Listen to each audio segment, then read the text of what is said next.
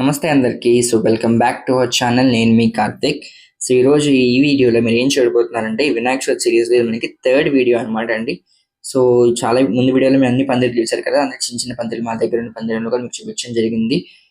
ఈ రోజు ఈ వీడియోలో మీరు ఏం చూస్తున్నారంటే అందరం కూడా ఎంతగానో ఎదురు చూసే ఒక అద్భుతమైన పందిరి అండ్ అద్భుతమైన మూర్తి అండ్ ఎప్పుడెప్పుడు వినాయక చవితి వస్తుందో ఎప్పుడెప్పుడు వినాయకుని చూద్దామా అని అందరూ ఎదురు చూస్తూ ఉంటారు కదా. సస్పెన్స్ వద్దు. ఈ రోజు వీడియోలో మీరు ఏం చూస్తున్నారంటే ఖైరతాబాద్ వినాయకుడు అనమాట అండి. నిజానికి ఎంత అద్భుతంగా ఉంటారు స్వామివారు, చాలా అద్భుతంగా మన దర్శనమిస్తూ ఉంటారు. నిజంగా మనకి స్వామి నిలువెత్తుగా అక్కడ నుంచున్నారు అన్నట్టుగా మనకు అనిపిస్తుంటారు అనమాట. కానీ ఆయన దర్శనం అనేది అంత ఈజీగా జరగదు అనమాట. ఎందుకంటే ఎంతో మంది లైన్ ఉంటుంది. లైన్ దాటుకుంటే మనం వెళ్తూ ఉండాలన్నమాట. స్వామి చూసి ఒక 2 నిమిషాలైనా కూడా మనం ప్రశాంతంగా స్వామిని దర్శనం చేసుకోవచ్చు అనమాట. ఈ వీడియో ముఖంగా మీకు ఆ స్వామిని చూపించబోతున్నాము కాబట్టి మీరు మా ఛానల్ సబ్స్క్రైబ్ చేసుకోండి, లైక్ చేయండి, షేర్ చేయండి, కామెంట్ చేయడం మాత్రం మర్చిపోకండి. లేట్ చేయకుండా మనం ముందుకు వెళ్ళిపోదాం. ముందుకు లైన్ దాటుకుంటూ మన నాయకుని చూడడానికి ప్రయత్నిద్దామండి. స్వామి మూర్తి ఎందుకు పెట్టారు అని నాకే తెలియదు అనమాట. ఎందుకంటే దీని స్టోరీ, బ్యాక్ స్టోరీ ఏం నాకు తెలియదు. ఎవరైనా హైదరాబాద్ లోకల్ వాళ్ళు అయితే ఖైరతాబాద్ లో ఉంటే ఎవరికైనా దీని గురించి తెలిస్తే కామెంట్ సెక్షన్ చెప్పండి. ఖచ్చితంగా నేను తెలుసుకుంటాను అండ్ కొంతమంది తెలియజేయడానికి ప్రయత్నిస్తాను. నెక్స్ట్ ఇయర్ కి మనం దీని గురించి తెలుసుకుందాం అనమాట. అయితే స్వామి గురించి మనం చూద్దాం, స్వామి ఎలా ఉన్నారు మొత్తం అంతా మనం చూద్దామండి. నిజానికి ఇంత హైట్ ఎందుకు పెట్టారు నాకే డౌట్ ఉండేది. బట్ యాక్చువల్ గా మనకి త్రేతాయుగంలో, ద్వాపర యుగంలో అందరూ కూడా మనకి 2 తాటి చేతులు హైట్ ఉండేవారు మనుషులందరూ కూడా.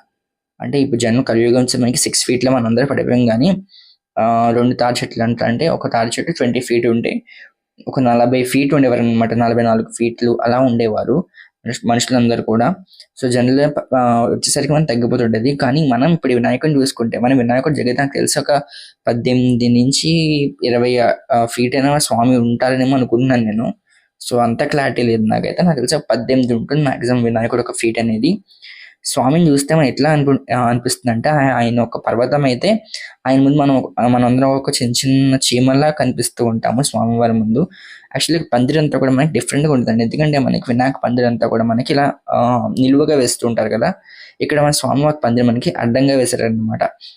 అడ్డంగా సెన్స్ లైక్ మనకి ఇలా పొడుగ్గా వేశారు పందిరి అంతా కూడా. స్వామి విగ్రహం లోపలికి వెళ్ళాలి కాబట్టి పందిరి వేశారు. జనరల్ గా ఇలాంటి విగ్రహాలకి ఏం చేస్తారంటే ఫస్ట్ విగ్రహం తయారు చేస్తారు, ఆ తర్వాత పందిరి వేస్తారు అనుకోండి. నాకు తెలిసి అయితే ఈ విగ్రహం చేయడానికి నాకు తెలిసి వాళ్ళందరికీ కూడా మాక్సిమం ఒక 15 రోజులైనా పట్టి ఉంటుందండి. అంతకన్నా ఎక్కువ పట్టచ్చు. ఎందుకంటే చిన్న విగ్రహం చేయడానికి మనకి దగ్గరగా ఒక 2-4 weeks, ఒక 1 month పడుతుంది. ఈ వినాయకుడు చేయడానికి తెలిసి దగ్గరగా ఒక 2 months అయినా పట్టి ఉండొచ్చండి. ఎందుకంటే ముందు నుంచి స్టార్ట్ చేస్తూ ఉంటారు అనుకుంటా విగ్రహం తయారు చేయడం అంతా కూడా. కానీ నాకు తెలిసి ప్లాస్టర్ ఆఫ్ ప్యారిస్ చేశారు లేకపోతే మట్టితో చేశారో నాకు తెలియదు. కానీ బట్ విగ్రహం చాలా అద్భుతంగా అనిపిస్తుంది. అండ్ స్వామి యొక్క చేతులు చూసారా, ఎన్ని చేతులు ఉన్నాయి స్వామివారికి. 3 ముఖాలతో స్వామి దర్శనమిస్తూ ఉంటారు. ఖైరతాబాద్ వినాయకుడు మనకి 3 ముఖాలు దర్శనమిస్తూ ఉంటారు. ఒక చేతిలో పాశం, ఇంకో చేతిలో ఉండ్రాళ్ళు, ఇంకో చేతితో మనకి స్వామి దీవిస్తున్నట్టుగా ఒక అభయముద్ర, ఇవన్నీ కూడా మనకి అద్భుతంగా కనిపిస్తూ ఉన్నాయి కదండి. వెనకాల ఆదిశేషువు కూడా మన దర్శనమిస్తుంది. ఇలా మనకి స్వామి నిలువెత్తు మూర్తిలో మనం దర్శనం చేసుకోవడం చాలా అద్భుతంగా ఉంటుందండి. ఒళ్ళంతా కూడా చాలా పులకించిపోతుందని చెప్పొచ్చు. ఎందుకంటే ఇంత పెద్ద ఎత్తులో ఉన్న స్వామిని చూడడం చాలా అద్భుతంగా ఉంటుంది కదా. జనరల్ గా మనకి ఇలాంటి వినాయకులు ఎక్కడ కనిపించారు. ఎందుకంటే అందరం కూడా చిన్న చిన్న వినాయకులు పెడుతూ ఉంటారు. మినిమం ఒక 10 feet 10 to 11 feet వరకు పెడతాం. కానీ ఇంత పెద్ద వినాయకుడు చూడడం అయితే చాలా రేర్ కదా. అందుకే ఈ వీడియోలో మీకు చూపిస్తున్నాం అనమాట. కింద మనకి వరాహస్వామి పెట్టారు, పక్కన అమ్మవారిని కూడా పెట్టారనమాట. అమ్మవారు మనకి లక్ష్మీదేవి అనుకుంటా, లక్ష్మీ గణపతిని పెట్టారని నేను అనుకుంటున్నాను.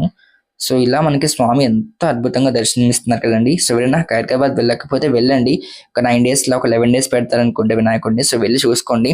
జగన్నాథ్ని కూడా పెట్టారు సరే, పక్కన పూరి జగన్నాథ్ కూడా పెట్టారు. వెళ్ళి ఖైరతాబాద్ వినాయకుడు దర్శనం చేసుకోండి. స్వామి అనుగ్రహానికి పాత్రలు ఇవ్వండి. అండ్ వినాయక చవితి అంతా కూడా చాలా బాగా చేస్తుంది అనుకుంటున్నాను. మేము చాలా బాగా చేసుకున్నామండి.